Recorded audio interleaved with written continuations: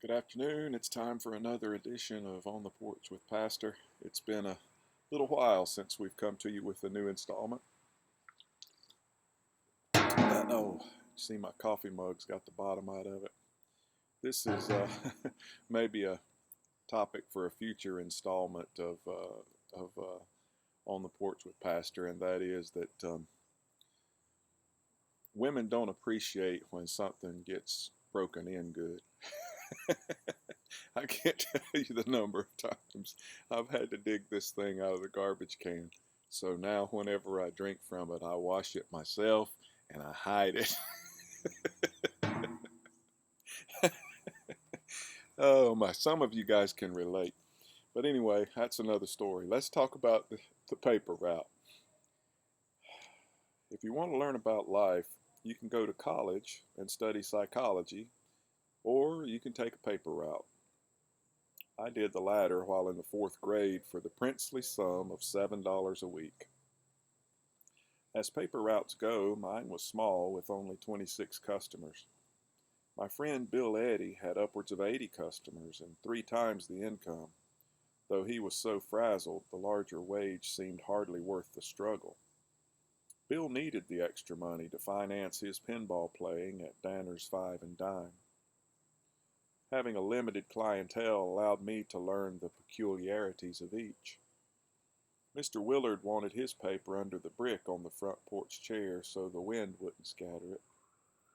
He got home late and didn't want to have to chase his paper down Washington Street. The lawyer Vandivier wanted me to hand the paper to his secretary, Miss Dillo.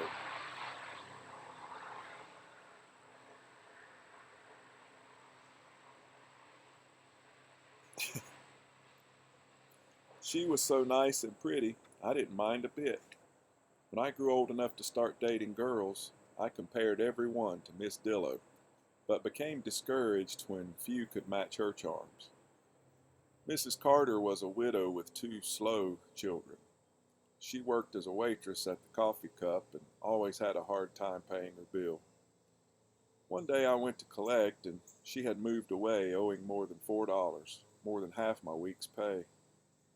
That's when I learned that not paying your bills causes somebody somewhere hardship. The Blakes were some of the poorest people on my paper route. They were also the most generous and would often give extravagant tips, 50 cents and more. They depended on tips to get by in their jobs and thus were sensitive to the working class.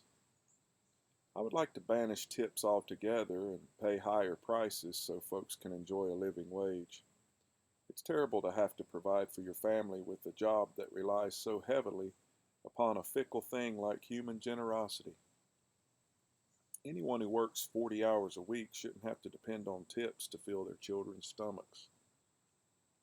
Miss Mina Towels wanted me to ring her doorbell and hand the paper to her, which I would do. She would thank me and close the door. Every Christmas she tipped precisely $1. She pinched her hair up in a tight black bun.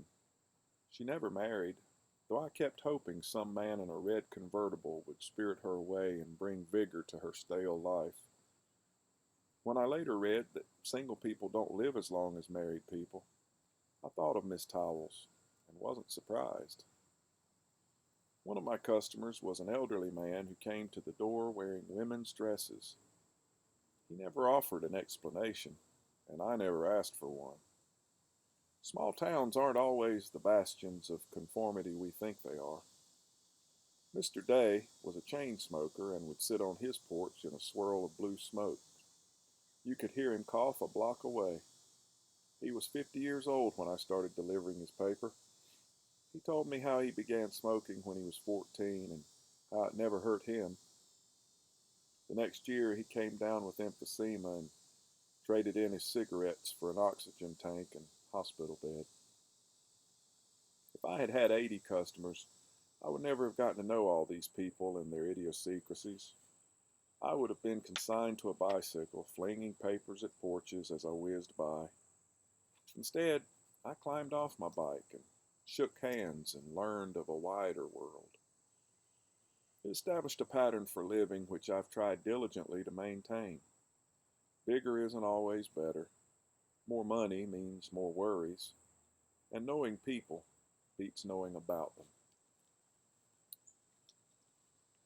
Friends, I think that last sentence encapsulates what might be one of the peculiar problems of our contemporary society.